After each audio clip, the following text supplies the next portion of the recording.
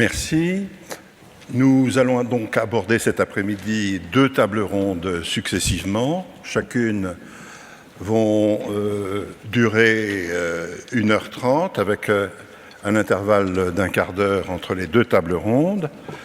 Donc très rapidement, je vais présenter les intervenants et les membres du panel citoyen qui se trouvent ici.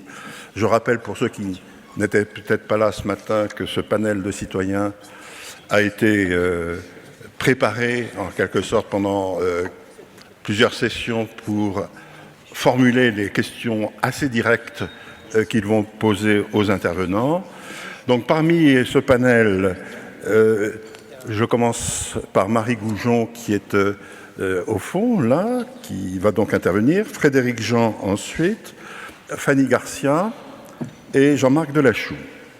Voilà pour les citoyens. Pour les intervenants, nos experts en quelque sorte, qui vont tenter de répondre aux questions, nous en avons donc 5 à la table.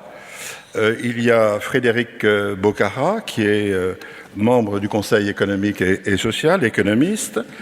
Slim Tabet, qui est là, merci, qui est conseiller économique dans une collectivité locale, c'est bien ça.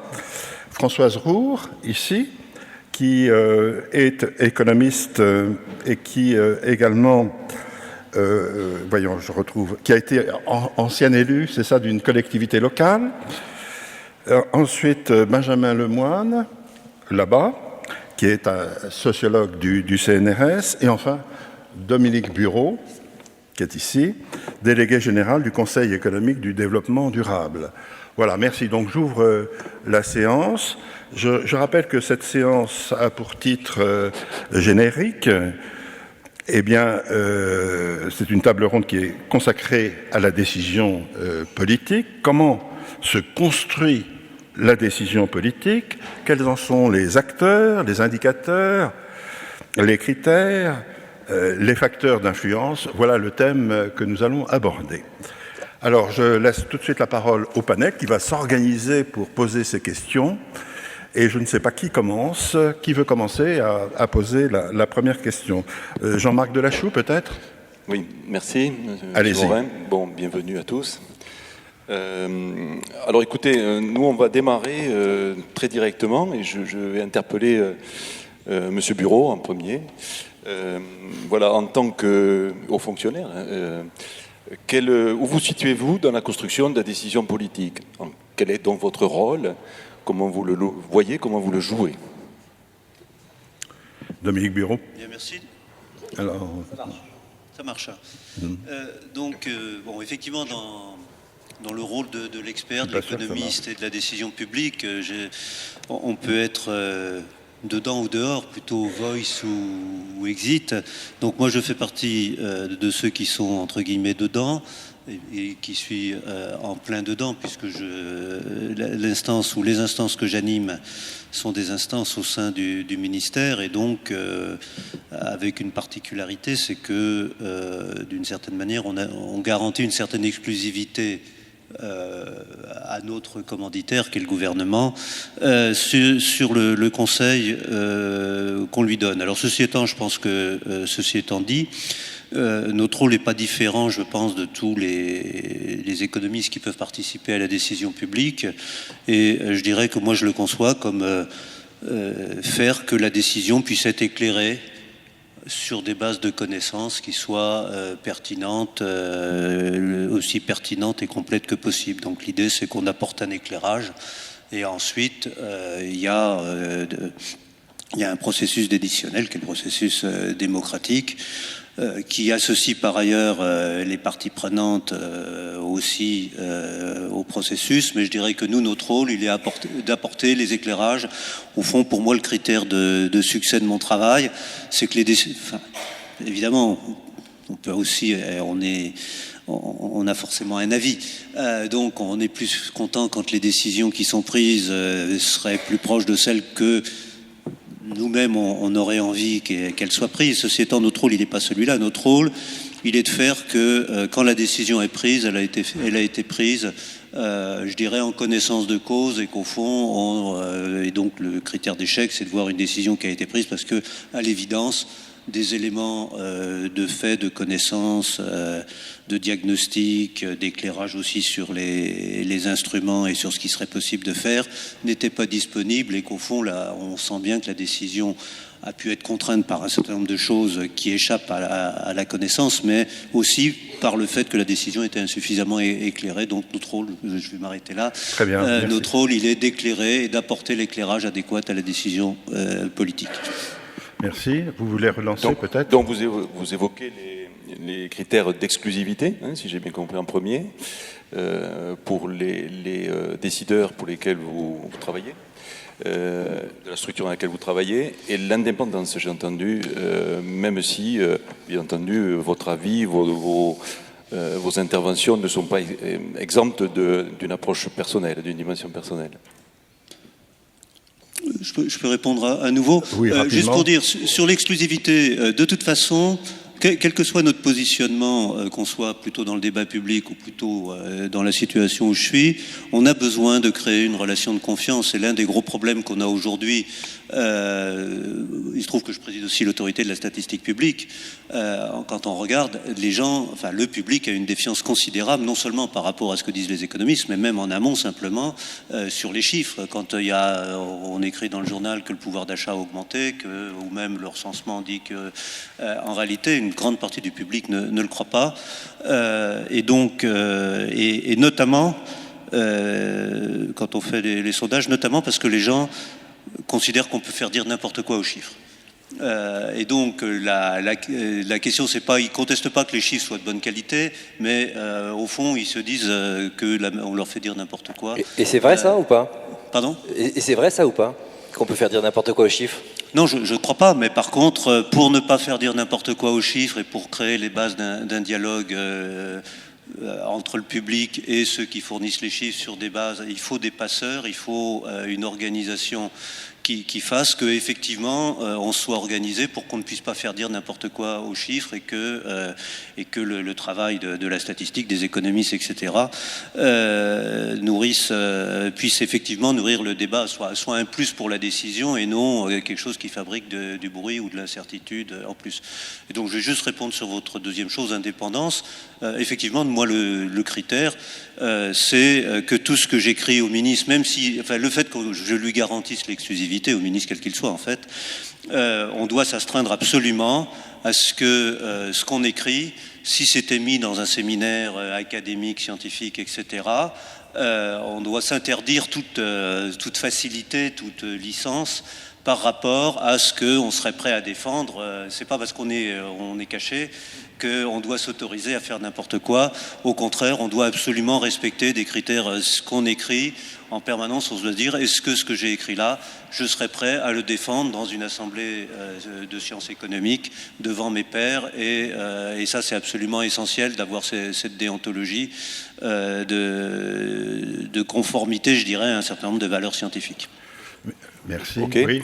Donc on a une deuxième question, bien entendu. Merci de votre réponse, Monsieur Bureau. La deuxième question, c'est la même, mais pour votre voisin, pour Monsieur Bogara. On se comprend bien, hein, c'est pas des questions personnelles, c'est par rapport au positionnement que vous avez les uns et les autres dans les différentes structures dans lesquelles vous intervenez. Donc, je crois bien, vous êtes donc économiste, en particulier du Parti communiste français. Donc la question, voilà, quelle est donc dans la même question, c'est donc le lien entre votre conseil, vos interventions auprès des décideurs politiques que vous conseillez. Alors, il y a 3 éléments. Parce que, comme vous, je suis citoyen et j'ai plusieurs facettes. Je suis membre du Parti communiste français, dont j'ai été un des économistes, et je suis à sa direction. Donc déjà, affirmer que comme économiste, on fait de la politique, ça n'est pas simple.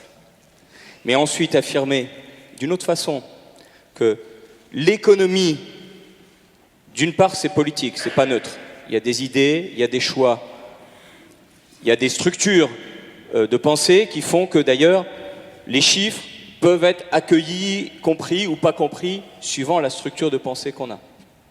Je vais prendre un exemple. si on nous parle tous les jours du coût du travail, si on n'a pas en tête qu'il y a différents coûts dans une entreprise, par exemple aussi le coût du capital, par exemple aussi tous les achats qui sont en fait les achats extérieurs, c'est pas le coût du travail, c'est la majorité des coûts. On a un public, des citoyens qui ne reçoivent pas l'information correctement. Bon. Donc l'économie c'est politique, les structures de pensée c'est politique, et en même temps de dire ça résiste l'économie, on ne peut pas mettre de l'eau dans le gaz, ça ne peut pas marcher forcément comme ça, et donc d'essayer de concilier une volonté avec des réalités. Ça c'est en tant que membre du Parti communiste français. Mais je suis aussi au Conseil économique, social et environnemental, où il y a la société civile. Et même s'il s'appelle Conseil économique, social et environnemental, normalement il y a un tiers d'économie, un tiers de social, un tiers d'environnemental, on n'est que 2 économistes dans cette assemblée de métier. Et donc, je le disais à mes collègues, à mes voisins, c'est pas facile la cause de l'économie, mais en même temps c'est intéressant parce que ça provoque l'économie pour qu'elle soit utile. Par exemple, pour vous donner un exemple, j'ai insisté récemment à plusieurs reprises dans un rapport sur les PME sur le rôle des banques, et on a une réaction qui nous dit mais les banques, il ne faut surtout pas les déstabiliser, c'est neutre, il faut qu'elles fassent ce qu'elles ont à faire. Et donc on en arrive aux critères. La discussion c'est de dire mais je ne cherche pas à déstabiliser les banques, mais leurs critères de décision ont un effet très fort sur la société, sur l'économie, donc un effet politique, sur l'emploi, sur quelle production on fait. Et donc le critère de rentabilité, peut-être qu'on doit prendre du recul par rapport à lui et promouvoir un critère d'efficacité. Au lieu du profit, toute la valeur ajoutée, par exemple, ou la valeur ajoutée disponible pour les personnes. Donc c'est des choses que j'ai fait progresser dans le Conseil économique, social et environnemental jusqu'à un rapport qui a été adopté à une très large majorité, hormis quelques contres idéologiques du MEDEF, et puis une position aussi un peu idéologique de la CFDT, mais même un banquier de l'agriculture a appuyé en disant « Je croyais que tu voulais démolir les banques, mais non, pas du tout, tu vas au contraire dans un sens intéressant. » Et puis, j'ai travaillé dans l'INSEE, où ces choses-là ne sont pas simples non plus. Mais on pourra en dire quelques mots, si vous voulez. Je suis prêt à faire un peu de coming out maîtrisé. La question, elle est sur le rapport, vous l'avez compris, entre économistes et décideurs politiques. Je veux juste relever que le Conseil économique et social et environnemental ne prend pas de décision. Il émet des avis, des recommandations. Mais voilà, est-ce que, alors c'est pas pour renvoyer à vos autres casquettes, mais est-ce que vous avez eu des situations, vous pouvez illustrer finalement dans votre vécu cette relation entre la dimension de conseil, de conseiller, et le décideur politique qui est à l'autre bout de la chaîne, comme l'a évoqué M. Bureau? Oui, en fait, je pense que la chose implicite, c'est que le champ de pensée est séparé entre l'économique, le social et le politique. L'économique, ce serait les entreprises et les banques. Le politique, c'est les citoyens, la délibération, et on ne voit pas forcément le lien. Et le social, ce serait une forme de redistribution ou la vie dans les territoires, mais hors travail. Et donc le politique qui se concentre dans la redistribution. Donc la difficulté et le débat avec des décideurs, mais au Parti communiste français, il y a peu de décideurs. Ils décident la politique du Parti communiste. Alors j'ai peu de liens avec les élus locaux, voilà, à part dans ma commune.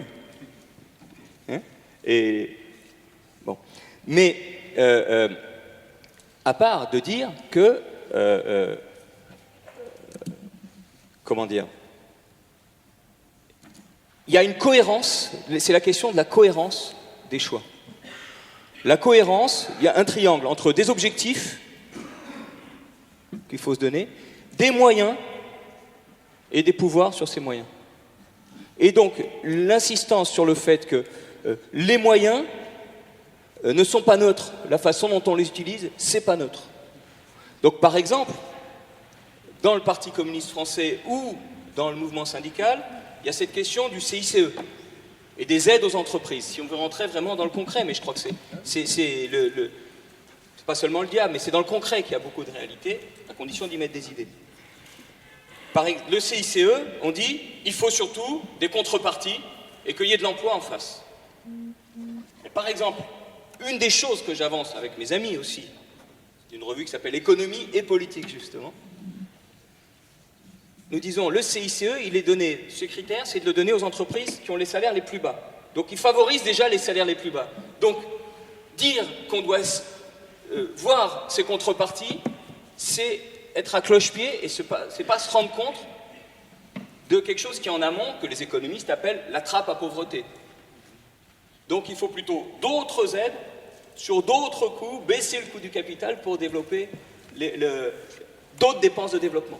Donc voilà, c'est un travail de recadrage par rapport aux décideurs économiques, par rapport aux décideurs politiques, plus exactement. Ah, je retiens recadrage. Oui, oui. Ok. Et pour terminer, je vais m'adresser à un acteur de la sphère locale, Monsieur Tabet, puisque vous êtes beaucoup plus dans l'opérationnel. Une région aujourd'hui, c'est le point d'entrée des politiques économiques. Donc la même question pour vous, bien entendu. Oui, alors, oui, allez-y. Vous avez bien fait de le rappeler. Les économistes, effectivement, ont aussi un rôle à jouer dans la construction de la décision politique locale. Je veux juste, surtout pas nous noyer en termes de chiffres, mais je voudrais juste rappeler quand même qu'en termes d'investissement public civil, aujourd'hui, c'est 75% de l'investissement public civil qui est généré par les collectivités locales, les régions, les départements et le bloc communal. C'est 20% des dépenses d'éducation. Ça, c'est pour le volet, je dirais. À côté de ça, il y a tout le rôle fondamental qui est joué dans le lien social à travers la promotion de la démocratie locale, à travers le financement des associations. Donc là aussi, les collectivités locales ont un rôle très très important à jouer. Et ce que je voulais aussi ajouter, c'est que face à la complexification des processus de décision, face à un certain nombre de compétences qu'exercent les collectivités locales, l'État a la charge de la politique économique, ou du moins une partie d'entre elles, à travers le budget, même s'il est contraint par un certain nombre de règles. La politique monétaire, est aujourd'hui décidée par la Banque Centrale Européenne, mais en termes de politique économique, l'État a encore un rôle important à jouer. Et à côté de ça, comme vous l'avez très bien rappelé, les régions, par exemple, pour ne citer qu'une institution pour laquelle je conseille, ont la charge du développement économique. Donc elles produisent un schéma, le schéma régional de développement économique, d'innovation et d'internationalisation, plutôt l'inverse. Et donc, à ce titre, il y a effectivement une demande très très forte des élus locaux pour être conseillés, pour être accompagnés, parce que ça demande une expertise, ça demande des conseils, et c'est là où je voudrais dire, dans le sens de ce qu'a dit le collègue tout à l'heure, il y a l'économiste, il est là aussi pour aider à la décision, il est là aussi pour éclairer. D'autant que, comme je l'ai dit tout à l'heure, la complexification, et on sait aujourd'hui par exemple qu'à travers la globalisation, le local est en prise directe avec le global, de plus en plus, avec l'accroissement du libre-échange. Et aujourd'hui, les territoires sont devenus en quelque sorte des lieux, parmi d'autres, pour les entreprises qui cherchent à localiser telle ou telle partie de la chaîne de valeur. Voilà, la fragmentation des chaînes de valeur fait que les territoires sont devenus un lieu parmi d'autres, et il y a un arbitrage qui est fait selon divers critères. Ça peut être effectivement le coût du travail, le coût du capital, le coût en termes d'approvisionnement en énergie, ça peut être les infrastructures, la qualité de la formation de la main-d'œuvre. Et donc là, c'est là où, en tant que les élus locaux ont une demande croissante d'expertise, d'accompagnement de la décision, et de plus en plus aujourd'hui, il y a le développement d'une sorte de technostructure locale qui permet à des économistes de ne pas être soit à l'université à temps plein, ou de ne pas être dans une administration ou à l'université à temps plein, mais il y a le développement de plus en plus d'économistes conseillers du prince local, si je puis me permettre cette expression. Voilà. Retiens la formulation. Bien. Alors, nous allons poursuivre. Je donne de nouveau la parole au panel citoyen. Donc, allez-y, Fanny Garcia. Du coup, moi, avant d'arriver à ma question, parce que j'ai la deuxième question, je voulais avoir une précision. Vous parlez de décision éclairée. Est-ce que vous pouvez préciser, pour vous, qu'est-ce que c'est une décision éclairée ? Alors, cette question s'adresse à la globalité. Donc, ceux qui n'ont peut-être pas pris la parole vont pouvoir la prendre, mais peut-être d'abord Dominique Bureau, puisque la question s'adresse directement à lui. Décision éclairée, l'exemple qui me vient à l'esprit, situation française, l'un des sujets, évidemment, c'est le chômage. Si on veut faire des politiques sur le chômage, pour réduire le chômage, il faut avoir un diagnostic sur les causes du chômage. Est-ce qu'il y a du chômage parce qu'il n'y a pas assez de demande? Est-ce qu'il y a du chômage parce que le prix du travail est trop élevé? Est-ce qu'il y a du chômage parce que il y a des rigidités ici ou là? Est-ce que on peut imaginer différentes causes, mais les remèdes qu'il faudra prendre vont être dépendants du diagnostic, quoi. Donc il est absolument essentiel d'avoir un diagnostic si on veut prendre entre guillemets de bonnes décisions. Je vais peut-être juste dire deux choses par rapport à ça. Effectivement, parce que derrière votre question, je pense qu'il y a ce qui n'est pas facile à comprendre dans notre métier, c'est qu'on oscille au fond entre l'idée que l'expert il donne une opinion parmi d'autres. Donc l'idée, c'est que il y a une différence entre la philosophie et la démagogie, pour faire vite. Donc l'expert, il doit apporter de la connaissance et c'est pas une opinion parmi d'autres. S'il y a un diagnostic sur les causes du chômage, c'est fondé sur des faits. Ça ne veut pas dire on est dans les sciences sociales, il y a beaucoup d'incertitudes, mais il y a un travail de production scientifique pour faire ce diagnostic. Et puis évidemment, la perception souvent qu'ont les politiques, c'est la crainte que l'expert va prendre leur place et que derrière la décision éclairée, il y a la volonté de restreindre les possibilités de choix du politique. Et donc ça, c'est très important. C'est les deux écueils. L'objectif, c'est de fournir de l'éclairage pour prendre des décisions sur la base d'un meilleur connaissance. En aucun cas, il s'agit de se substituer à l'autorité du politique. Donc l'idée, c'est pas de restreindre les capacités de choix du politique, c'est au contraire plutôt de les élargir, parce que lui faire croire qu'il peut prendre une décision sur la base d'un mauvais diagnostic, c'est rendre service à personne, puisque assez vite, on va se rendre compte que les bases du remède qui avait été préconisé, en fait, c'était faux. Donc à ce moment-là, c'est perdant pour tout le monde de la société. Ou une autre manière de raconter un peu la même histoire, c'est peut-être rappeler Condorcet. Condorcet a fait des travaux sur deux choses. Enfin, entre autres, il a fait beaucoup de travaux, je crois. Mais il y a quelque chose. Il a fait des choses pour lequel Arrow a eu le prix Nobel qu'on appelle le théorème de Condorcet, qui est la question de comment on agrège les préférences dans la société. Et ça, c'est plutôt le choix du politique, c'est-à-dire on a des gens qui ont des préférences, qui ont des choix qui vont être divergents. Comment on fait le choix en fonction de la majorité, des minorités, etc. C'est les préférences.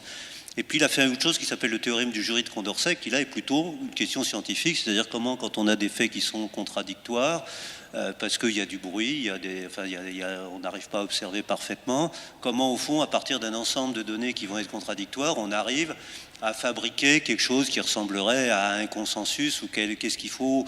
Et ça, c'est du travail scientifique, quoi. Donc il faut bien distinguer le travail scientifique, qui est plutôt du niveau de la connaissance, et comment, à partir d'observations disparates, à partir d'éléments de conceptualisation, on arrive à fabriquer de la connaissance.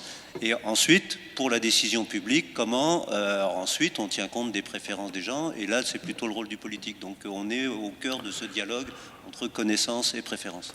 Très bien, merci. Alors, on continue quelques instants sur peut-être la décision éclairée pour donner la parole à ceux qui ne l'ont pas eue. Je ne sais pas si Françoise Roure veut prendre la parole, ou ensuite peut-être Benjamin Lemoine. Du coup, juste une intervention, parce qu'après, c'est vrai qu'on a pas mal d'autres questions aussi sur le champ, mais allez-y. D'accord. Simplement sur la décision éclairée, je voudrais simplement attirer l'attention sur les problématiques relatives aux angles morts. C'est-à-dire que vous pouvez avoir une communauté d'experts qui s'entend bien, qui travaillent sur les mêmes sémantiques, sur les mêmes registres statistiques, et qui vont finalement se mettre d'accord pour conseiller le politique. Mais si dans l'ensemble de cette expertise, il n'y a pas de pluralisme, il se peut qu'il reste quelques angles morts. Or, si le politique agrège effectivement dans l'ensemble les préoccupations de la société, c'est son rôle pour prendre une décision, il importe qu'à un moment donné, ces angles morts soient éclairés et qu'il puisse également recevoir une information de façon à réduire l'incertitude avec laquelle il ou elle va être amené à décider. Et c'est la problématique que nous avons lorsque nous travaillons sur des données, sur des statistiques, sur des données donc de nature économique, c'est qu'il arrive un moment où il faut prendre une décision sur l'investissement que l'on fait dans la manière de mesurer ce que l'on mesure, comment on le mesure et à quel niveau de granularité on le mesure. Et là, je voudrais faire un petit plaidoyer pour l'économie industrielle, parce qu'il se trouve qu'il y a certes la sphère de l'économie, macroéconomie, économie financière d'une part, mais aussi l'économie réelle qui concerne les territoires, qui concerne les chaînes de valeur, les chaînes de production, les chaînes de valeur mondialisées ou pas, qui concerne effectivement les tableaux d'échange interindustriels, regardez les élasticités prix ou avec d'autres critères qui font qu'à un moment donné, un territoire va s'agréger ou se désagréger. Or, il se trouve que, en tout cas, c'est mon observation, dans le temps, le désintérêt, en tout cas dans notre pays, pour la granularité d'observation, la finesse d'observation industrielle ne se retrouve plus. Je ne comprends pas ce que vous dites. Est-ce que vous pourriez essayer de dire avec des mots plus accessibles ? Oui, bien sûr. Je voulais simplement dire que les statistiques sont trop agrégées en matière de décision, notamment territoriale. Et donc, quand on veut éclairer le politique à partir de statistiques qui sont trop agrégées ou qui ne répondent pas aux lieux d'observation qui sont ceux pour lesquels on veut véritablement fonder une politique, à ce moment-là, éclairer les angles morts devient relativement difficile. Voilà, c'est ce que je voulais dire. Simplement, je vais le fonder à partir des éléments de statistiques de type tableau d'échange interindustriel. C'est tout. Merci. Merci Françoise Roux. Peut-être un complément. Pardon. Oui, Benjamin Lemoine. En fait, il y aura d'autres questions où je pense que vous allez avoir l'occasion chacun de pouvoir rebondir, parce c'est vrai qu'on en a pas mal à défiler. Du coup, je pose la question suivante. L'expertise est classiquement définie comme la production d'une connaissance spécifique à l'action. La science économique est-elle, selon vous, une expertise ? Alors, qui veut prendre la parole ? Je peux dire un mot parce que je suis économiste atterré et j'ai participé à la fondation des économistes atterrés, même si précisément, si mon nom ne fait pas partie des 4 signataires du manifeste, c'est parce que chez les économistes, j'ai la difficulté inverse. Étant dirigeant du Parti communiste français, il ne fallait pas que mon nom apparaisse. Bon, ça pose un problème des deux côtés. On est l'immigré systématiquement, le métis plus exactement. Je pense que le mot important, il y a 2 mots. Il y a le pluralisme et il y a sciences sociales, qu'ont dit mes 2 voisins. Mais du coup, je vous ramène sur la question. Est-ce que selon vous, une réponse plutôt claire, est-ce que selon vous, la science économique est-elle une expertise ? Il n'y a pas une science économique. Il y a une connaissance économique et il y a différentes théories économiques. Donc ces théories sont-elles pour vous des expertises ? Et pour certains, l'économie est inséparable de la sociologie et des pouvoirs et des institutions. Pour d'autres, l'économie, c'est quelque chose... c'est pas vous êtes un peu entre deux, on va dire. Pour d'autres, je pense, pour d'autres, c'est complètement séparé. Tout récemment, l'Académie des sciences morales et politiques vient de dire que l'économie, ça n'a rien de moral et de politique. C'est de la science pure. Donc, il n'y a pas une science économique. Il y a une connaissance économique, et effectivement, la question d'éclairer, ça veut dire ouvrir les différentes possibilités. Et chacun essaie de le faire de façon plurielle, et on n'y arrive pas forcément parce qu'on a nos biais. Regardez mon voisin Dominique Bureau, il n'a pas pu prononcer le mot de coût du capital sur le chômage. Vous l'avez remarqué. Moi, comme il y a tout le truc dominant, je suis obligé de tenir compte du dominant, et puis j'ajoute autre chose. Bon, mais... Donc on a tous nos biais, même quand on essaye très sincèrement et avec toute la rigueur possible d'ouvrir, mais je pense que ce n'est pas la science économique. Alors, les connaissances économiques peuvent éclairer. Regardez, les connaissances économiques et les statistiques. Par exemple, dire que la finance, c'est séparé du réel, c'est ne pas voir comment fonctionne l'industrie et les entreprises aujourd'hui. On a des groupes multinationaux qui sont liés par des liens financiers et donc qui font des tuyaux entre implantation industrielle d'un pays et de l'autre, pour simplifier. Et donc on ne peut pas séparer les deux. Heureusement que l'INSEE, au début des années 70, a mis en place un outil pour connaître les groupes financiers. Comment l'INSEE l'a mis en place ? Parce qu'il y avait l'inquiétude sur le programme commun qui allait faire des nationalisations. Donc l'économie, la statistique, la politique, on peut difficilement les séparer. Et la responsabilité de l'économie, mais c'est se mettre en risque du coup dans l'éclairer la décision. C'est dire, voilà, il y a tout ça. Moi, j'ai ces choix-là, moi je te propose, mais il y a aussi ça, ça, ça. Et ça n'est pas séparé du reste. C'est drôlement difficile. Du coup, c'est oui, pour vous. Les sciences économiques ont bien un rôle d'expertise. Du coup, oui. C'est oui, avec un pluriel. Est-ce qu'on a une autre intervention sur ce sujet? Oui. Bon, alors, oui. Benjamin Lemoine, qui n'a pas encore pris la parole. Mais je pense que c'est juste... Attendez, je voulais faire juste une relance sur ce que vous veniez de dire là, parce que je le chope au passage. On fait cette règle du jeu. Allez-y. Vous dites qu'on ne peut pas séparer l'économie du politique et de la finance, du social, etc. Comment se fait-il qu'on ne retrouve pas d'autres sciences sociales dans ce que vous nommez ?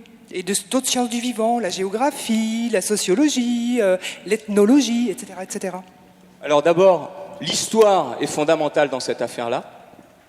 Moi, j'ai fait une formation d'historien et d'économiste avant de rentrer à l'INSEE. Et avant de faire beaucoup plus de maths pour rentrer à l'INSEE.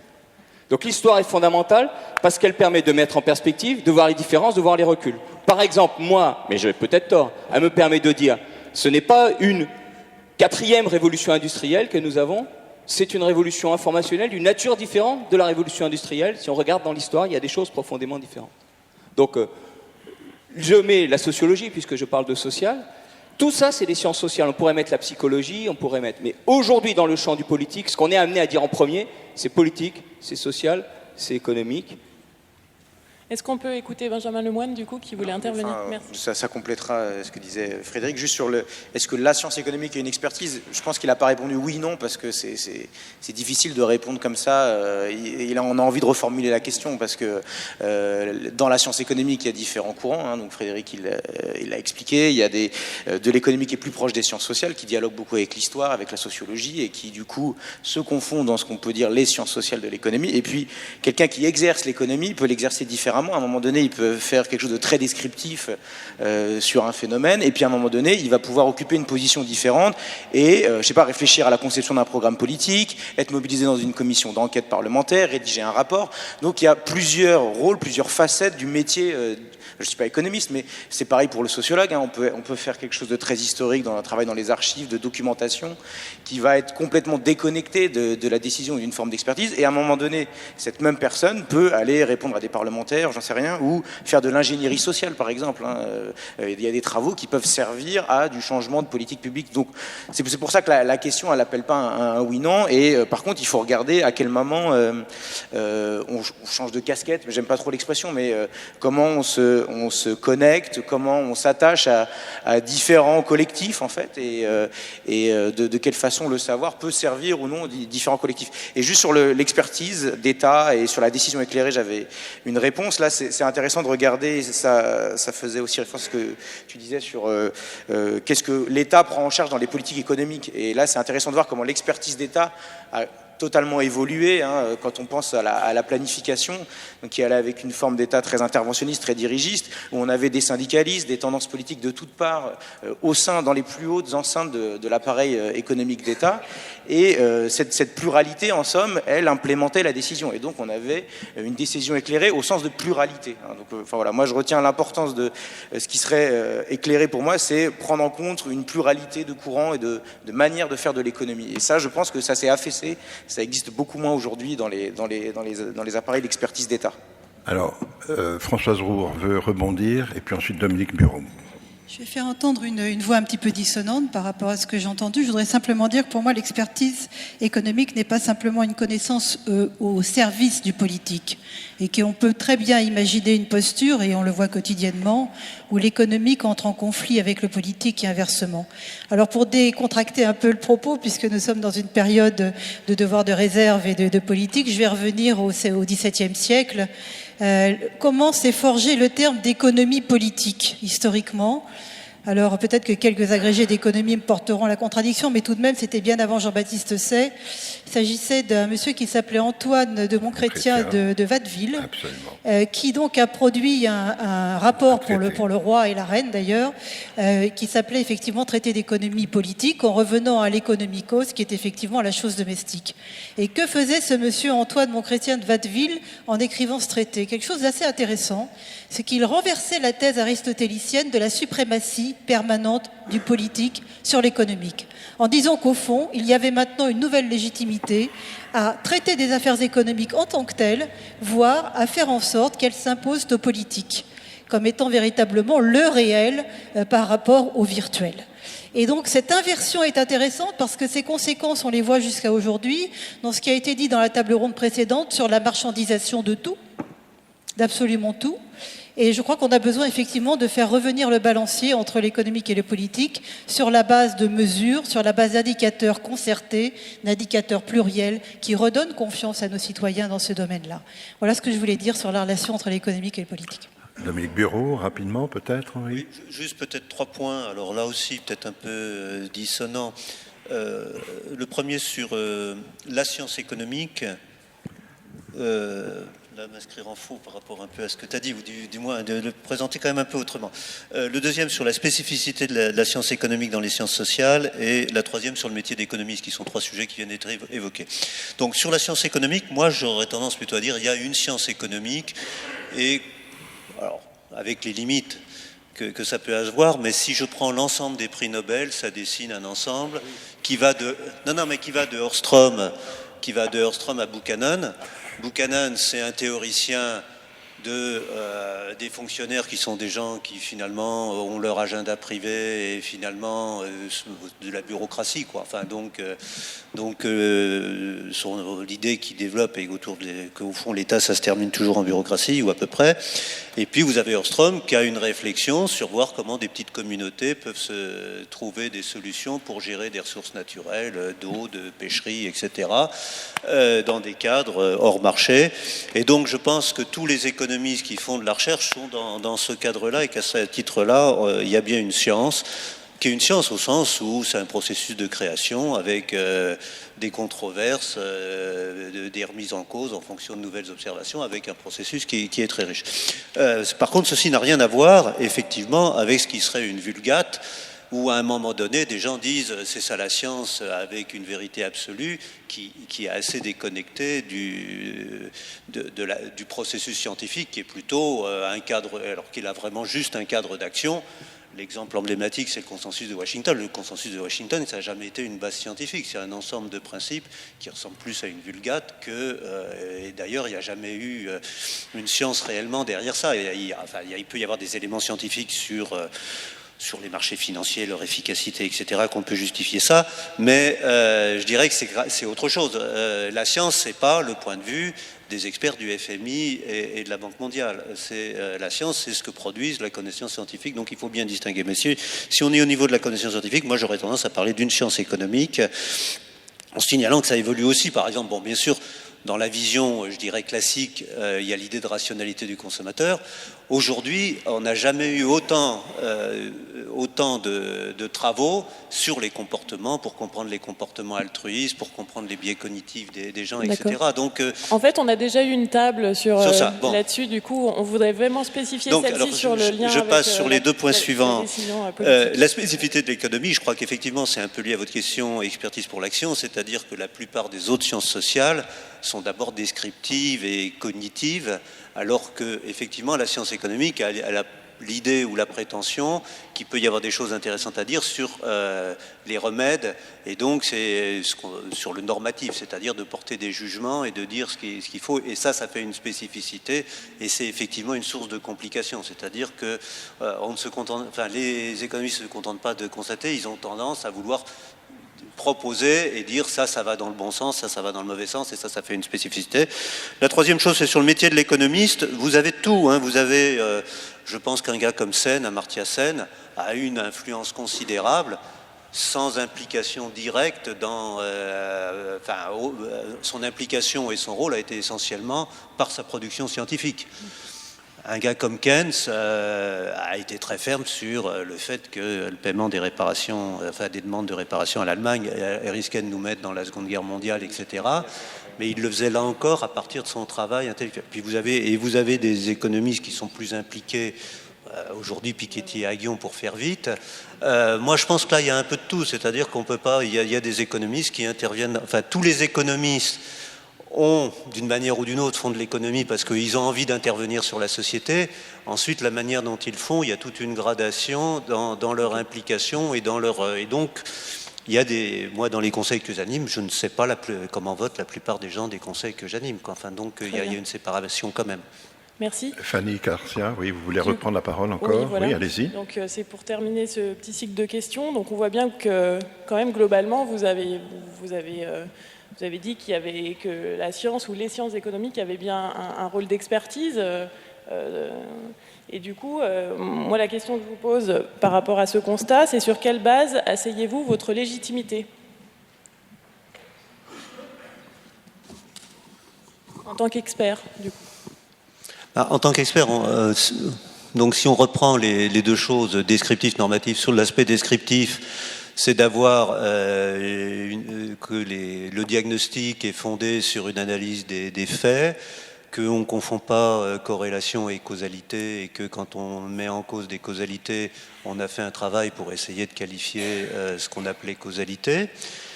Et puis sur le normatif, c'est effectivement, là c'est plus la main tremblante parce qu'il y a toujours le risque de le faire par rapport, au fond, de derrière un argument scientifique, entre guillemets, de vouloir imposer ses préférences. Et donc, les économistes ont développé un certain nombre de critères qui sont associés au nom de, mettons, de Rawls et Arciani, qui est autour qui essayent de formaliser des critères pour, au fond, que les recommandations économiques qui sont faites risquent le moins d'interférer possible avec les choix et les préférences de la personne qui les fait. Et donc, on doit s'astreindre à respecter ces critères.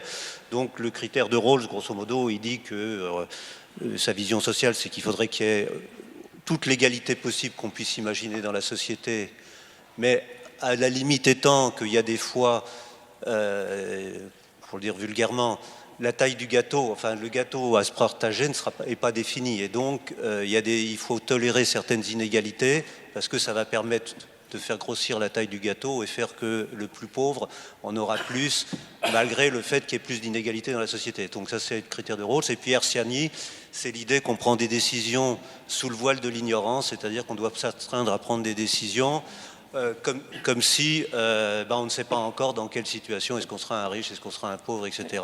Et donc, les économistes ont développé un certain nombre de critères en économie normative pour, au fond, que leurs recommandations soient le moins biaisées par leur volonté d'imposer, en se prévalant d'être économiste, d'imposer et de tyranniser la population en imposant leurs choix et leurs préférences aux autres. Quoi. Voilà. Donc il y a quand même des travaux, il y a beaucoup de travaux qui vont dans ce sens-là. Bien, merci. Frédéric Bocard, rapidement peut-être. Juste une petite demande. Ce qui serait intéressant, c'est que vous utilisiez le pronom personnel « je » le plus souvent, parce que du coup, ça incarne un petit peu une pratique et ça nous éclaire un peu plus que le « on » ou le « nous ». Oui, moi j'utilise un peu trop le « je ». Pourtant, je ne suis pas seul. On a été très étonnés, les économistes atterrés, on s'entend, oui, les économistes atterrés, quand notre bouquin, il a fait, alors qu'il était gratuit, disponible en ligne, il a tout de suite été en tête de gondole à la FNAC. Non, je crois que la légitimité, il y a les connaissances, il y a des connaissances théoriques, il y a un élément de connaissance. Quand je dis les sciences économiques, c'est pas pour dire qu'on est l'obscurantisme. Par exemple, une découverte économique fondamentale, c'est celle d'Adam Smith, la valeur ajoutée. À l'arrivée de la production, il y a quelque chose de nouveau qu'il n'y avait pas avant.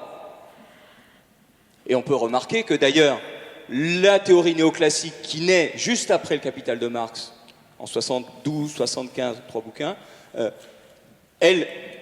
la notion de valeur ajoutée n'a pas de place. Et c'est pourtant celle qu'on enseigne aux ingénieurs. En tout cas, le BABA. Plus développé, elle affleure la valeur ajoutée. Puisque c'est un collage de valeurs préexistantes où on confond le travail et le travailleur, alors qu'il faut une dépense de travail, une usure. Il y a quelque chose qui va faire que la matière va être transformée et qu'il y a une production ou un service nouveau. Donc il y a des choses fondamentales. La valeur ajoutée, à mon avis, c'est le point fondamental qu'ont apporté les économistes. Donc la légitimité, elle vient des connaissances théoriques, la capacité à avoir une vision quand même plurielle, si ce n'est pluraliste. Et c'est vrai que la formation académique pousse à cela, bien que, et l'exemple des prix Nobel, Dominique, n'est pas le meilleur, en termes de pluralisme, on peut trouver quelques cautions, mais globalement, on marche sur le pied droit uniquement. Mais la formation académique qui pousse à discuter les différents travaux, qui pousse à la discussion, à l'échange, etc., est importante. De ce point de vue, l'économie est très menacée dans sa pluralité. En France, elle a résisté plus que dans les autres pays où l'économie est hétérodoxe et dans les autres pays réfugiés dans les universités de sociologie, de sciences politiques. En France, il y en a encore dans les universités, dans les UFR d'économie, mais elle est menacée dans son pluralisme, y compris par un pop bouquin qui traite d'obscurantistes et de charlatans, écrit par Cahuzac et Zilberberg, de terribles torchons, Cahuc et Zilberberg. Pardon. Aux deux. Pardon aux deux. Donc, le pluralisme, la connaissance. La deuxième légitimité, c'est les faits. Ça, on voit, dans les faits, c'est toujours une interprétation, une grille de lecture, je ne développe pas pour être court. Et la troisième légitimité, je pense qu'on l'a omise, c'est le rapport aux politiques et aux gens. Et en réalité, elle n'est pas que chez le Bocara, membre du Parti communiste français, ou Bocara chez les atterrés. Elle est dans les institutions où nous appartenons, qui donnent une légitimité politique. Et elle est tout à fait à assumer. Parce que ça veut dire que d'une certaine façon, nous sommes plus ou moins portés dans ce que nous disons ou autorisés par des citoyens et en lien avec les gens. Moi, je prétends, et avec mes amis, nous prétendons chercher à exprimer ce que des luttes sociales et des recherches sociales, ce sur quoi elles tâtonnent. Par exemple, quand en 81, le politique dit la grande question en 1981, c'est les nationalisations, pas les critères de gestion des entreprises, et donc avec la stratégie politique qui vient dominer l'économie, nous nous battons à l'époque pour dire ce qui compte, c'est les critères de gestion des entreprises et toutes les luttes sociales qui se passent, et pour imposer d'autres critères de gestion, une autre approche, d'autres critères de décision. Donc nous avons perdu, mais ça montre bien cette relation aux citoyens et aux politiques, et d'ailleurs l'intérêt de ces tables montre bien qu'il y a besoin de relégitimer l'économie dans son lien avec les citoyens et le politique au sens profond. Donc je pense que c'est décisif cette question du politique, et elle ne peut pas se limiter au sommet à l'État. Merci Frédéric. Françoise Roux, allez-y. Alors sur la question de la légitimité, je voudrais faire une analyse un peu critique d'une organisation spécifique qui s'appelle le Conseil général de l'économie, qui est au service du ministre chargé des questions économiques. Donc moi je travaille en tant qu'expert, donc économiste dans ce Conseil général. Et à ce titre-là, nous sommes donc, avec d'autres collègues, saisis de questions d'évaluation de politique publique dans des domaines assez larges. Ça peut être l'énergie, ça peut être des choix relatifs à des filières techniques, ça peut être bien d'autres choses encore. Et dans cette posture d'économiste, donc servant dans un ministère d'expertise et d'évaluation de politique publique, la légitimité que nous pouvons avoir comme experts, mes collègues et moi-même, c'est de travailler sur des données les plus scientifiques possibles, c'est-à-dire des mesures sur lesquelles on puisse se mettre d'accord avec des domaines d'incertitude que l'on cherche à expliciter quand on ne sait pas complètement. Il y a également l'absence de conflit d'intérêts qui est absolument crucial. Cela veut dire que si d'aventure, et ceci est lié aux nouvelles normes, nous-mêmes ou bien nos conjoints dans le cadre des nouvelles réglementations disposant d'un conflit d'intérêts, nous devons nous déporter, nous devons déclarer ce conflit d'intérêts sur un sujet précis par exemple, et ne pas participer à l'évaluation de politique publique en tant qu'experts, nous devons nous déporter. Et enfin, nous sommes au service de l'intérêt général. Ça, c'est une base de légitimité. Je voudrais cependant dire qu'il peut y avoir un petit accroc qui peut s'avérer effectivement une fracture béante, c'est que nous sommes tout de même, en termes de posture d'évaluation des politiques publiques, situés dans un univers très particulier qui est celui du pouvoir exécutif. Et que donc, lorsqu'on nous demande une expertise économique sur un sujet, il est important de regarder comment est formulée cette question, quitte à questionner la question si nous le pouvons. Parfois, nous ne le pouvons pas, parce que nous sommes dans le cadre exécutif. Et donc la question que je voudrais effectivement vous poser à vous, c'est est-ce que vous considérez que l'expertise économique sur l'évaluation des politiques publiques qui ont des conséquences ou des impacts économiques est plutôt mieux située auprès de l'exécutif ou plutôt mieux située auprès de la représentation nationale? Oui, Dominique Bureau. Là-dessus, oui. Je pense que ce que vous dites implicitement, un problème qu'on a en France, c'est qu'il y a malheureusement très peu d'expertise économique située auprès de la représentation nationale, et que ça c'est un vrai problème pour le bon fonctionnement de l'ensemble des institutions qu'on a développées les uns et les autres, quoi. C'est-à-dire que le Parlement est beaucoup trop dépendant du gouvernement, y compris il est dépendant de l'expertise qui vient du gouvernement, et que ça c'est pas quelque chose qui est pas sain à mon avis, que je crois que tout le monde reconnaît, que dans la plupart des autres, enfin si on fait du comparatif international, dans beaucoup d'autres pays, le Parlement a une capacité d'avoir accès à de l'expertise qui ne sera pas forcément différente, mais il y a besoin de garanties de loyauté et de pouvoir regarder des angles morts, etc. Et pour ça, il faut qu'il puisse y avoir le débat et les controverses, et que le Parlement ait la capacité, et il faut aussi que le public puisse avoir accès dans des bonnes conditions à l'expertise. Enfin, pour que la dualité expertise-décision fonctionne bien, il faut que l'ensemble des parties prenantes au processus de décision ne soient pas dépendants de l'expertise du voisin, même si elle est faite correctement. Merci. Frédéric Jean, non, vous voulez intervenir? Non, peut-être... Je voudrais, si vous me permettez... Oui, peut-être alors compléter, oui. Je ne sais pas si ça marche. Oui, très bien. Alors, je n'ai pas eu l'occasion d'intervenir sur la question précédente, mais...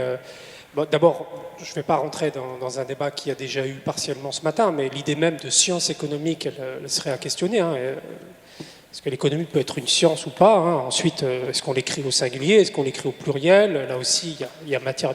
Puis, retenons l'idée de science économique, elle n'a pas nécessairement vocation à être normative.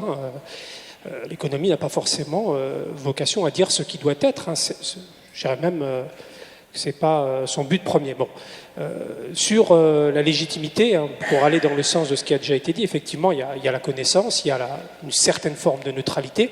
Alors, vous pouvez être amené à conseiller des gens avec qui vous n'êtes pas nécessairement d'accord, parce que les majorités, les politiques évoluent.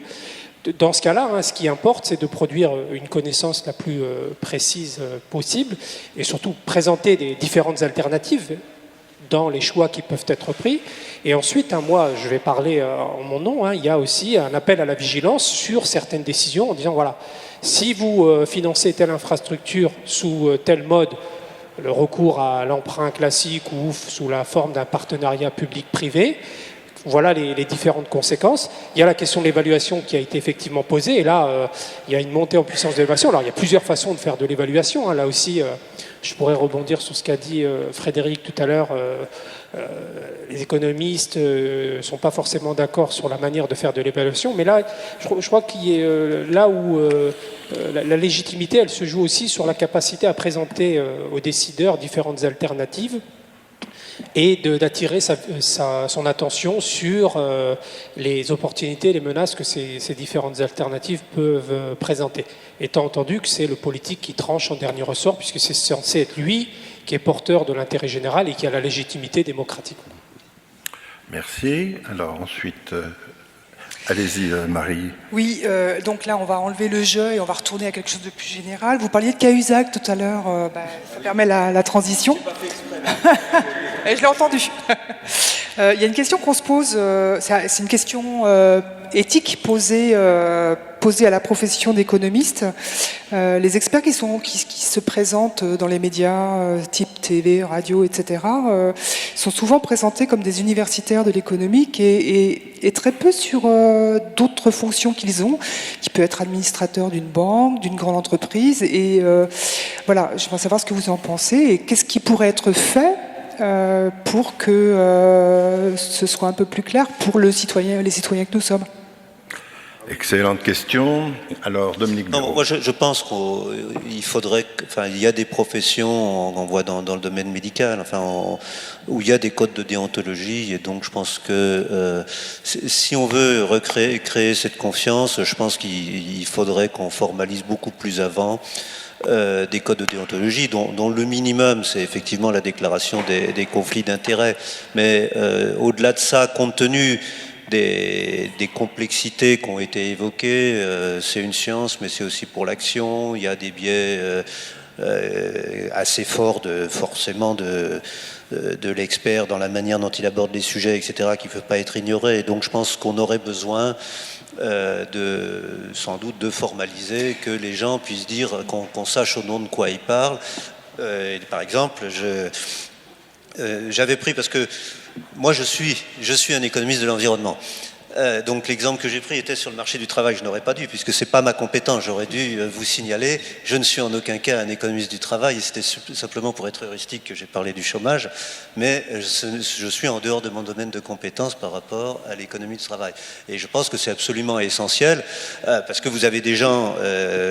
effectivement, vous avez pu avoir des conflits d'intérêts. Il est important que le public sache si ce qui est dit, si vous prenez dans un autre domaine, par exemple, quand vous voyez ce que fait le GIEC sur le climat, vous avez sur chaque position des rapports du GIEC, il y a marqué, est-ce que ça...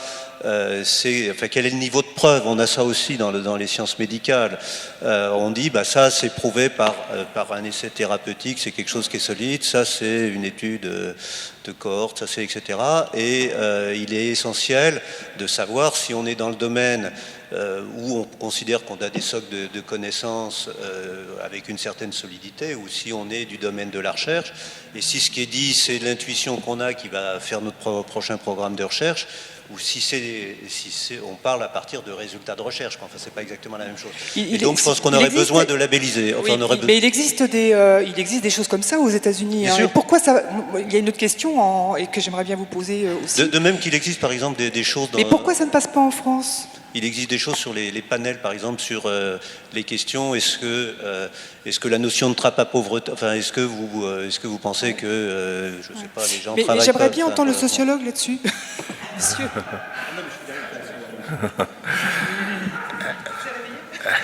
Je pense qu'il y a je suis d'accord qu'il y a une dénégation des attaches sociales des gens qui se présentent soit à la télévision, soit dans l'appareil d'État. Enfin voilà, c'est très intéressant de regarder par exemple comment une direction éminemment puissante en France au ministère des Finances, la direction du Trésor qui finance l'État, qui décide en partie de comment s'organisent les politiques économiques et monétaires. Il y a une véritable dénégation de la façon dont les savoirs produits dans cette institution sont à la fois descriptifs et normatifs, et sont totalement entremêlés, et en plus avec une dénégation complète des éventuelles catégories sociales qui sont favorisées par les choix faits au sein de cette administration. Donc après, j'ai pas de réponse sur comment on pourrait changer ça. Moi, j'ai fait un plaidoyer tout à l'heure pour retrouver du pluralisme dans l'appareil d'État, dans l'expertise d'État, retrouver différentes formes de savoir qui soient opérationnelles et qui aient des différentes, que le prescriptif et le normatif soient toujours articulés, qu'on assume, mais avec d'autres visions de l'articulation descriptif-normatif. Voilà, alors, est-ce que vous avez une petite idée pour les raisons pour lesquelles ça se passe dans d'autres pays et ça ne passe pas en France? Vous avez une petite idée là-dessus? Moi, je voudrais ajouter au moins deux choses. La première, c'est qu'on a omis un type d'attache. On présente beaucoup d'économistes, service d'études de Natixis, service d'études du Crédit Agricole. Qu'est-ce que ça veut dire? Même si c'est des économistes, je ne vais pas citer les noms, mais que je connais, que je respecte quand on a des discussions économiques. Ils sont là, leur boulot, c'est conseiller les placements financiers sur les marchés financiers. Ça, on ne le dit pas, ça apparaît neutre. Donc il y a un vrai problème de présentation qui va au-delà du conflit d'intérêts, qui va dans la représentation par les médias. Par contre, on va dire, machin, économiste auprès des syndicats, de la CGT ou d'un institut de recherche économique et sociale, donc, et puis on va dire, non, il y a un problème, bon, il y a une raison en France, je fais une hypothèse. Pendant très longtemps en France, et peut-être qu'on a un tournant pas très bon aujourd'hui, le débat économique était très aiguisé, avec notamment le développement de toute une hétérodoxie économique, c'est le contraire, orthodoxie, hétérodoxie, marquée par le marxisme et par un marxisme vivant en France. Notamment dans les années 60, 70, jusque dans les années 80, et qui a beaucoup enrichi le débat, et qui a aguerri d'ailleurs un certain nombre d'économistes, jusqu'à ce qu'ils soient les représentants dans les organismes internationaux et les têtes de pont, parce qu'ils sont capables de dialoguer de tous les côtés. Je ne veux pas citer de nom au FMI ou à l'OMC, mais vous voyez. Et parce qu'ils se sont aguerris dans le dialogue des deux côtés, avec les économistes libéraux comme avec les économistes marxistes. Mais parce qu'un marxisme vivant et une hétérodoxie vivante, une science historique, une science sociale ouverte, riche. Donc ça, à mon avis, est des politiques ou des organisations syndicales, et aujourd'hui les organisations écologistes essaient de travailler comme ça, en dialogue avec la pensée, et qui ne sous-estiment pas le rôle des catégories de pensée. À mon avis, elles sont fondamentales derrière tout ça. Donc c'est peut-être un élément d'explication. Mais il ne faudrait pas réduire l'économie à de la technique. Parce que il y a des éléments techniques. On va financer comme ci, comme ça. Attention, si vous redistribuez ça, vous n'avez pas assez produit, etc. Il y a des choses très politiques, c'est-à-dire qu'en faisant telle technique de financement, on s'appuie sur les marchés financiers, on leur donne le pouvoir, on développe le capital ou le travail, on développe la consommation de matière ou les énergies renouvelables. Toutes ces choses-là sont des questions politiques sur lesquelles on doit éclairer, mais on n'est pas que technique, et donc il y aurait une tendance. Et le dernier point, je pense, important, c'est la question que moi j'appelle, je pense que, de laïcisation de la statistique. La statistique, aujourd'hui, c'est une connaissance globale sur la société. Alors, ce que Françoise appelle la granularité, ça veut dire qu'on peut avoir une connaissance globale, mais pouvoir dire c'est telle grande entreprise et il y a 40 grands groupes qui ont le total, et puis donc distinguer dans un total des morceaux. Mais en tout cas, la connaissance statistique, elle doit moins être dans les mains de l'État et beaucoup plus en dialogue avec la société. Et nous devrions réfléchir à une administration globalement qui soit en dialogue avec la société et qui présente des compas ouverts. Mais c'est très difficile. Moi je vous donne un exemple. J'étais, au début de ma carrière à l'INSEE, dans les prévisions économiques, prévisions du PIB. Conjoncture, prévision du PIB à 6 mois. Je ne fais pas plus en réalité. Il y a quelqu'un, après j'ai été sur la prévision plutôt à 2 ans ensuite. Le modèle, j'ai oublié son nom. Il change tout le temps de nom. J'arrive pas à retrouver. Bon. Ce qu'on attendait de nous, c'est qu'on donne un chiffre de croissance. Il y a un gars qui est arrivé, administrateur de l'INSEE aussi, qui a dit « Moi, je pense que ce qui serait intéressant, c'est de prendre le modèle en le renversant, si vous voulez, le dual en mathématiques, et de voir, si on essaie d'atteindre cette hypothèse de croissance, où est-ce que ça coince et quels sont les points de tension. Et c'est les 3, 4, 7, 12 points de tension qui devraient être intéressants et qu'on devrait présenter aux politiques dans le débat.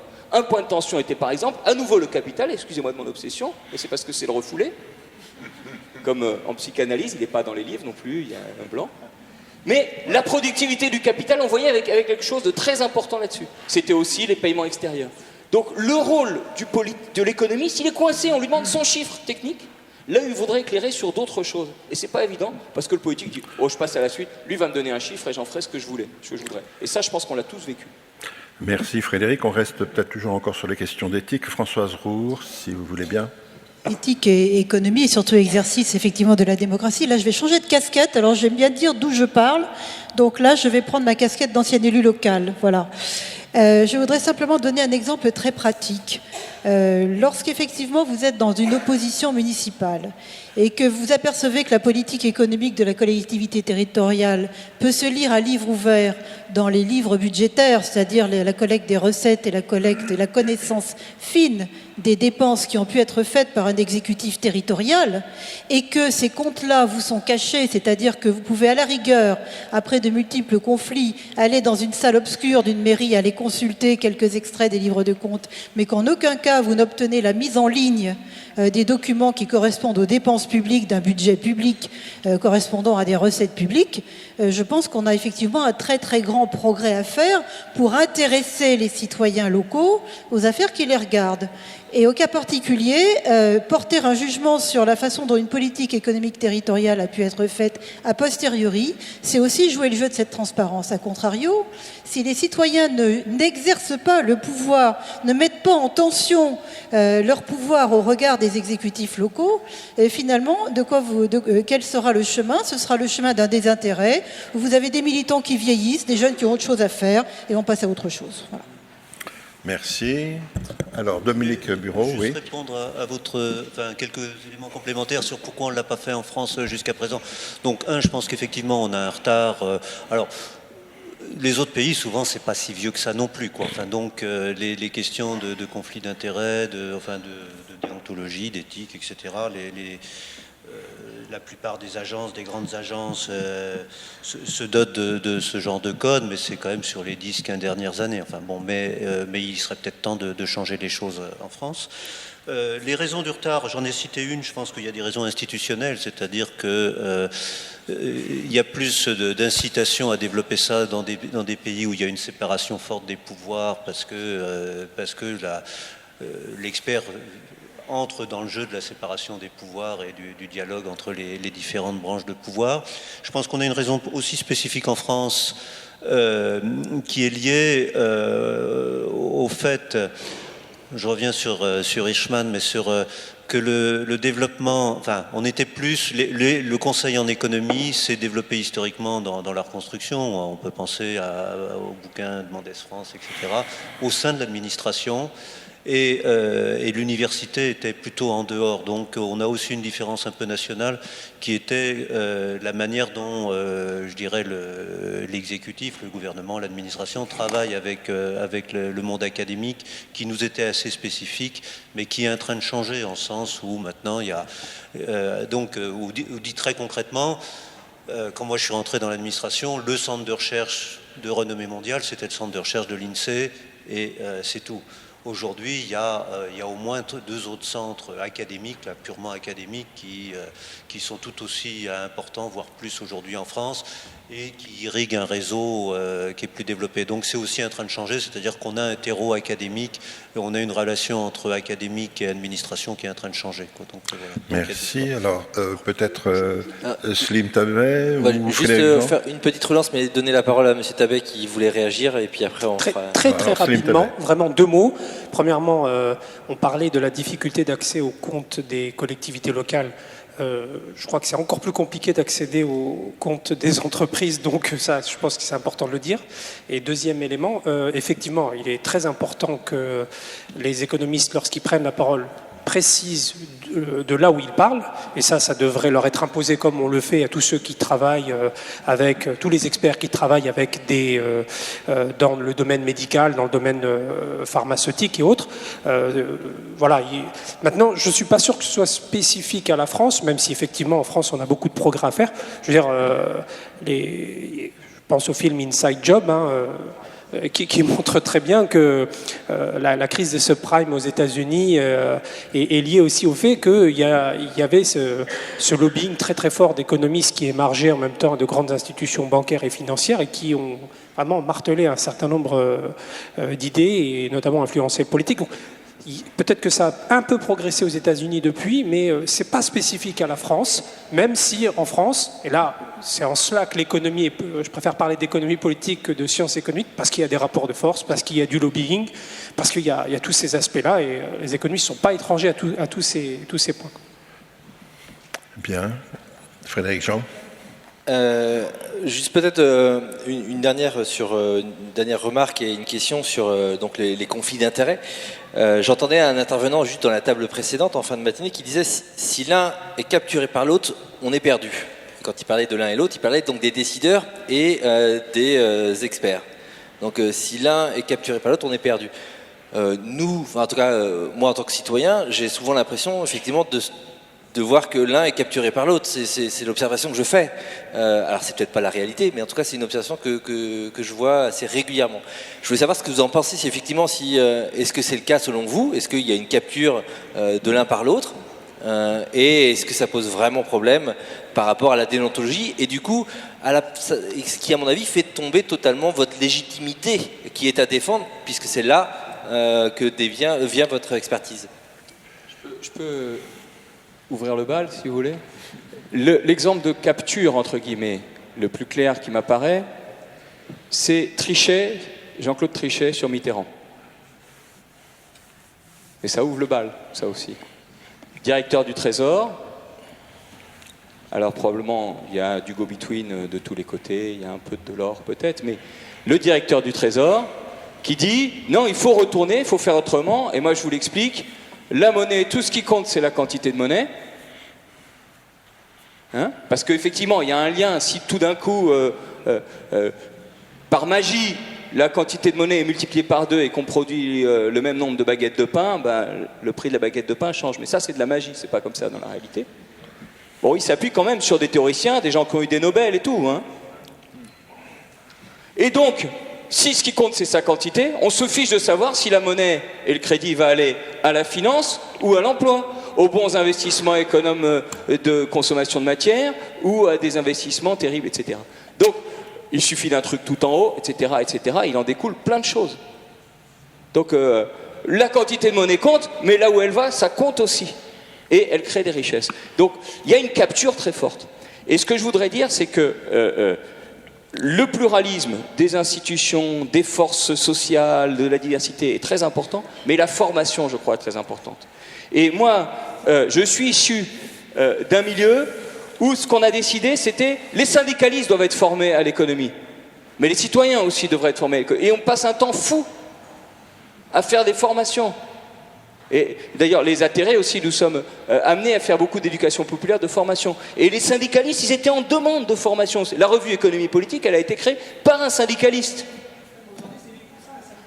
Mais oui, ça a toujours été 8%. Hein, c'est-à-dire les salariés, les gens du commun, les citoyens aussi, qui sont soucieux de ce qui se passe autour d'eux, là, il y a une exigence très forte qui doit monter, et donc les mouvements d'éducation populaire et toute la transversalité sur la formation économique. Donc ce que vous faites est décisif. Merci. Est-ce qu'il y a d'autres... Oui, Benjamin Lemoine veut prendre la parole sur le sujet. Je suis tout à fait d'accord avec ce que vient de dire Frédéric Bouccara. Il y a une, sur la manière de faire de l'économie dans les plus hautes sphères de l'État, il y a une capture de long terme structurelle qui remonte aux années 70 et qui a totalement changé la façon de connaître aussi l'économie. Et on l'observe dans la manière dont, sur le cas de la dette publique, hein, par exemple, dont on parle beaucoup. Effectivement, M. Bouccara a cité Jean-Claude Trichet, mais l'ensemble des inspecteurs des finances qui ont transformé l'institution du Trésor ont décidé de mettre en marché la dette publique, d'en faire une opportunité de placement et dans le même temps d'infléchir la manière dont on envisage la monnaie dans l'économie. Hein. Évidemment, pour que ce placement soit rentable, il faut que l'inflation soit contenue et désormais, on ne débat plus que de la dette comme un fardeau, une charge sociale qu'il faudra absolument réduire en faisant des économies dans les dépenses publiques. Et donc, qu'est-ce qui a changé ? D'un côté, on a eu une science qui a verrouillé, hein, une science monétariste, une science économique unidimensionnelle, non plurielle, qui s'est imposée dans les plus hautes sphères de l'État. Et puis, ce qui a été marginalisé, c'est une science économique qui chercherait à réouvrir ce verrouillage, à discuter différemment de la dette publique. Et elle est sortie de la machine de gouvernement, elle est rendue aux marges. Donc, en fait, je pense il y a cette distinction à avoir sur les effets de la science. Est-ce qu'elle vise à verrouiller un débat et à empêcher d'en discuter, à empêcher de la controverse, ou est-ce qu'elle vise à réouvrir les possibilités sur une question donnée ? Et la dette publique pourrait être un de ces exemples, et la monnaie aussi. Merci. Françoise Roux. Alors sur les notions de capture, on pourrait effectivement prendre plusieurs exemples qui sont de nature hétérogène. Je reviendrai à la fin à la science économique. Par exemple, lorsque les autorités de régulation indépendantes ont été créées, c'était précisément pour redonner un peu de distance entre la tentation de capture des régulateurs par les régulés, par des lobbies en quelque sorte. Donc ça, c'était une expérience. On est en train de l'évaluer. Ça n'est pas évident qu'on en soit totalement sorti. Mais en tout cas, c'était bien l'idée au moment d'une libéralisation d'un secteur de décontracter ces relations. Donc c'est vrai qu'il y a toujours une tendance, une pression à la capture de régulateurs par les régulés. Ça, c'est toujours clair. Et il faut être très vigilant à tout moment. Il y a d'autres formes de capture. La capture, par exemple, de la macroéconomie sur la micro- et la mésoéconomie. Lorsque, effectivement, la macroéconomie devient dominante. Moi, je ne suis pas d'accord du tout avec cela, donc on pourra en débattre. Parce que lorsque nous parlons, je rebondis sur les propos qui ont été tenus juste avant moi sur la Direction générale du Trésor, l'Inspection générale des finances et leur place singulière dans l'État français. Je ne rebondis pas sur le pouvoir des multinationales, ok ? Donc, au cas particulier, dans les forces qui sont à l'œuvre au sein même de l'État, il y a eu, depuis les 30 dernières années, une prééminence de l'analyse macroéconomique au détriment de l'analyse micro- et mésoéconomique qui fait que les problématiques industrielles n'émergent que de manière ponctuelle dans le débat au sein de l'État. Les problématiques industrielles ont été les parents pauvres de la politique économique de ces dernières années. C'est ce que je voulais dire. Alors maintenant, c'est pas notre sujet. Même si c'est probablement intéressant, c'est pas Voilà. Donc la façon dont fonctionne l'administration. Je voudrais terminer là-dessus sur les problématiques de capture. C'est que lorsqu'effectivement l'on fait jouer à la macroéconomie un rôle qui est un rôle en réalité de prédominance d'une vision de l'économique par rapport aux politiques, et c'est ce qui s'est produit, la science économique devient une sorte de bouclier avancé d'un agenda politique qui ne dit pas son nom. Et c'est là que cela pêche. Je reviendrai très, très succinctement pour donner un seul exemple. Au sein de l'Organisation de coopération et de développement économique, nous avons depuis quelques années un secrétaire général qui s'appelle André Gouria, à l'OCDE, qui a pris la mesure de la crise des subprimes, qui a pris la mesure de la crise financière et qui a dit au fond l'OCDE ne peut pas s'en tenir à l'évocation de la croissance et de la macroéconomie. L'OCDE doit, c'est en tout cas l'agenda du secrétaire général de l'OCDE, d'une part parler de croissance inclusive, puisque les inégalités de croissance et de bénéfices de la croissance sont effectivement réparties, comme on le sait. Et d'autre part, l'OCDE, donc en la personne de son directeur général, a dit la chose suivante: nous devons réinternaliser les externalités négatives dans les modèles économiques que l'OCDE utilise et promeut.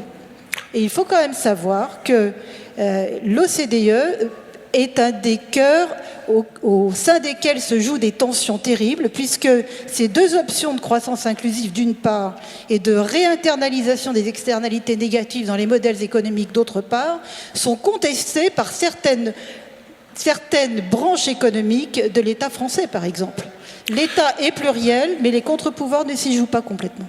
Bien, merci. Alors, nous arrivons au terme de cette table ronde. Il reste 5 minutes. Si vous avez encore une ou deux questions. J'ai démarré le chronomètre, on est à 1h11 et on a une dernière question qui est très importante. Donc, je prendrai les 9 minutes restantes pour la poser et écouter les réponses de nos intervenants. Parfait. Voilà. Alors, cette question, c'est une question qui est là pour vous titiller un petit peu. Pour chaque orientation politique, nous avons une expertise économique correspondante. Et c'est assez facile de s'en rendre compte rien qu'en lisant les programmes et des 11 candidats et les experts qui se suivent derrière pour justifier leurs orientations. Les expertises économiques servent-elles donc d'alibi aux décisions politiques? Voilà ma question. Est-ce que vraiment ça sert d'alibi aux décisions politiques ou pas? Alors j'aimerais vous entendre là-dessus. Bien. Alors, qui veut réagir sur... On peut répondre comme dans les tontons flinqueurs. Il y en a. Il y en a aussi. Ça peut parfois servir d'alibi. En réalité, ce que j'avais envie de dire, c'est qu'on peut pas... si aujourd'hui on regarde les 11 candidats, pour beaucoup, le courant de pensée que je développe n'est économique, je veux dire, n'imprègne pas du tout la vision de l'économie qui est largement, on va dire, néo-keynésienne. Même chez Fillon. C'est-à-dire, et là, on a une impression de macroéconomie, mais qui repose sur de la théorie microéconomique, excusez-moi. Je mets une impulsion d'argent, globale, et puis magiquement, ça va me faire de la croissance, et magiquement, ça va me faire de l'emploi, et puis magiquement, ça va aller bien, Inch'Allah, ça va réduire la pauvreté. Mais toutes les choses qui sont au milieu, c'est-à-dire le rôle des entreprises, les pouvoirs, les institutions, comment les critères qui vont faire que l'argent va être utilisé d'une façon ou d'une autre, ça c'est hors de l'affaire. Donc effectivement, dans ces programmes économiques, on voit souvent que les économistes sont utilisés un peu comme une caution. Vous nous faites un chiffrage. Moi j'ai eu des coups de fil des fois. Hein. T'es d'accord, on peut créer 1 million d'emplois? La dernière fois, j'ai dit oui. À chaque élection, tu me fais rire. Le gars était jeune, j'ai dit tu me fais rire, mais t'as pas connu. Mais à chaque élection, on nous dit qu'on va créer 1 million d'emplois. Je peux te le chiffrer, mais la question n'est pas là. La question est d'insister sur quel est le point décisif pour créer des millions d'emplois. Je pense que c'est la question de l'utilisation d'argent et de ses critères, mais ça se discute. Mais effectivement, là où les économistes sont utilisés comme une caution, c'est pour dire ils ont chiffré, ils sont machin, et on cite des noms. Donc ça pose un problème. Mais, et donc ça met en cause la légitimité et notre légitimité. Parce que l'économie, c'est une connaissance, c'est des mécanismes qui doivent se mettre en risque et en débat. Je pense qu'il ne faut surtout pas l'asséner en disant c'est comme ça. Mais c'est un risque à prendre de se mettre en débat, mais qui doit être mis en débat et qui doit donc être approprié par les citoyens, y compris les connaissances elles-mêmes doivent être appropriées et critiquées par les citoyens. À mon avis, c'est la chose la plus importante. Et là, on est dans un débat, on dit il y a les décideurs, il y a les économistes, mais le plus important, c'est les gens qui vivent, qui ne sont pas purement consommateurs, ils sont souvent consommateurs, travailleurs ou consommateurs autre chose, et c'est donc les citoyens. Est-ce qu'on peut avoir une autre réaction? Et peut-être éventuellement, est-ce que vous avez été, vous, dans votre expérience professionnelle, spolié par vos productions, par un politique qui les aurait repris à son compte, par exemple? détourné. Ça, j'aimerais bien. Moi, dans mon expérience professionnelle, c'est plutôt le fait que j'ai pas le droit de donner mon appartenance. En ville, je peux pas donner mon appartenance à l'INSEE. Là, je le fais maintenant parce que, étant membre du CESE, je suis un petit peu protégé. Mais normalement, j'ai une obligation de réserve. Je ne dois pas dire que je suis membre de l'INSEE pour pas me prévaloir de l'État, ce qui pose des fois problème. Et dans le milieu professionnel, on a cette pyramide qui fait qu'un seul chiffre, une seule idée doit sortir. Et donc, si le ministre, dans l'éclairage de sa décision, il veut plusieurs choses, il lui faut plusieurs administrations, c'est compliqué. Bien, merci Frédéric. Françoise Roux, allez-y. Très rapidement, je reprends ma casquette d'expert économiste au Conseil général de l'économie. Je voudrais simplement dire que lorsque nous établissons des rapports d'évaluation des politiques publiques, nous avons une charte de déontologie qui nous fait obligation, et on le fait avec un grand plaisir, d'écouter autant de parties prenantes qu'il en existe. Et cela veut dire que nous nous tenons à équidistance des intérêts et donc des tentatives de capture des régulateurs par les régulés, et que la façon d'asseoir notre légitimité, c'est précisément de prendre en compte l'ensemble des indicateurs sur la base desquels se crée la confiance en matière de politique publique. Si nous n'écoutions pas toutes les parties prenantes, nous serions capturés. Si nous étions capturés, nous serions illégitimes. Très bien. Parfait. Deux petites choses. Dominique ? Oui, sur ces questions. Sur la capture, donc, des relations entre les experts et le politique, avec le contexte actuel, moi j'aurais juste une remarque. Moi je pense qu'en réalité on manque d'expertise économique. C'est-à-dire quand vous dites est-ce qu'il y a les expertises économiques servent d'alibi, et notamment des expertises économiques au niveau du diagnostic. C'est-à-dire qu'assez curieusement, on est un peu comme des médecins qui feraient des prescriptions avant d'avoir posé le diagnostic. Et ça, c'est quelque chose qui est quand même très choquant, quel que soit le modèle de relation entre la connaissance et l'action. Je pense qu'il y a une faiblesse générale de toutes les propositions qui sont faites sur le diagnostic sur lequel est basé, et donc là on est plutôt dans un manque d'expertise fondamentalement plus que d'une capture. Enfin bon.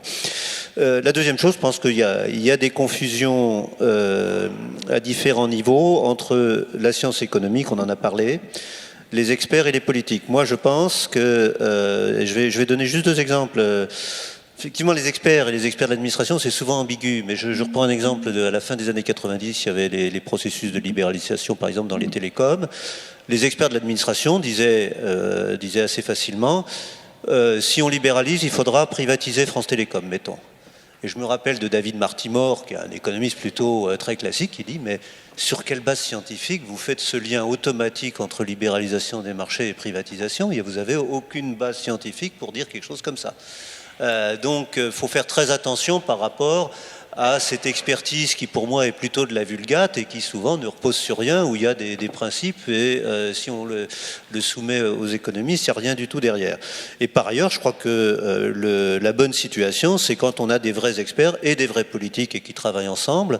Moi, je suis très content quand mes idées sont prises, mais quand c'est un vrai politique qui les reprend, effectivement, qu'il n'y ait pas un malentendu. La mauvaise situation, c'est celle qu'a dit Frédéric, où au fond, le politique démissionne devant le soi-disant expert. Ça c'est pas sain, mais c'est sain pour personne. La bonne situation, c'est d'avoir un vrai politique qui est en situation de responsabilité, qui les assume et qui bénéficie d'un dialogue avec l'expert. Mais quand l'un a peur de l'autre ou l'un disparaît devant l'autre, quel que soit le sens, c'est problématique, quoi. Vous êtes en train de me dire qu'il faut un cadre qui permette que chacun soit à sa place. Bien. Est-ce que... Oui, il y a encore... Oui, allez-y, monsieur Lemoine. Sur le fait que derrière chaque orientation politique, il y a une expertise. Le bon exemple, c'est le chiffrage des programmes. Donc tous les partis politiques aujourd'hui font un chiffrage de leurs programmes. Alors, il faut comprendre pourquoi on fait ça, parce qu'il y a une injonction dans le débat public à une certaine idée de ce que serait le réalisme en économie, et donc il est nécessaire de chiffrer avec derrière l'idée que toute forme de dépenses publiques serait qu'une charge et ne serait pas productrice de rendement dans l'économie, et donc il y a une injonction à chiffrer comme ça, avec l'idée de dire voilà, je me légitime en tant que candidat, je suis aussi réaliste que n'importe quel autre, et donc le chiffre serait la preuve de cette légitimité. Et donc je pense que le plaidoyer que je ferais, c'est sortir de cette logique du chiffre preuve, et de prendre conscience qu'en fait on peut pas faire dire tout et n'importe quoi aux chiffres, mais par contre on peut décider de chiffrer certaines choses et ça les rend visibles et éventuellement ça les met à l'agenda politique. Donc ne serait-ce que dans la décision de mesurer quelque chose, qu'une institution décide de mesurer de telle ou telle façon une réalité, ça la fait exister dans le débat et ça permet ensuite d'agir dessus. Donc il faut sortir de la logique du chiffre preuve, du chiffre vérité pour engager un débat sur qu'est-ce qu'on décide de mesurer, comment on le mesure et quel choix politique ça peut ouvrir ou non. Voilà, je pense que les citoyens doivent se saisir de cette façon des chiffres en économie. Bien, je crois qu'on arrive au terme de cette table ronde. Je vois qu'il y a encore une prise de parole qui est demandée. Très rapide, hein. Rapidement peut-être, et oui, puis on arrête après, si vous le voulez bien. Je serais totalement d'accord avec ce que vient de dire Benjamin. Juste un point très rapide par rapport à ce qui a été dit précédemment. Je ne suis pas sûr que ce soit la macroéconomie qui domine la microéconomie aujourd'hui. C'est même plutôt le contraire. Depuis 30 ans, c'est plutôt la recherche des fondements microéconomiques de la macroéconomie. Ce n'est pas la macroéconomie qui est en cause dans l'affaiblissement industriel. Ce qui est en cause dans l'affaiblissement industriel, c'est la financiarisation de l'économie, premièrement. Et deuxièmement, sur le plan du savoir, c'est l'affaiblissement d'une certaine tradition de recherche en économie industrielle à laquelle l'INSEE a grandement contribué, au profit d'une économie industrielle réduite à une théorie des incitations et de l'information. Voilà, tout simplement, c'est tout ce que je voulais ajouter. Juste un mot, oui, mais pour pas qu'on pousse le bouchon trop loin sur l'expert.